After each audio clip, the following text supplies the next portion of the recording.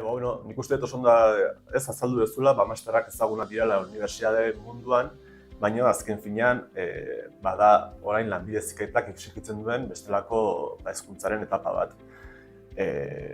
Gaur egun ez, ematen ari diren eraldaketa guztien aurrean, bai enpresan, industrian, gure ikasleak bestelako formazioak jaso behar dute eta horretarako diseinatu dira master horiek, ez? Goi mailako kualifikazio hori jaso dezaten.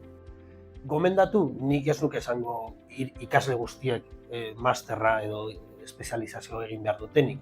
Baina nik uste dut, beraien formakuntzan jarraitu eta sakondu nahi dutenak eta eremu edo teknologia konkretu batean espezializatu nahi dutenentzat, hau oso aukera egokia dela eta punta-puntako formakuntza. Bai, inolako dudarik gabe.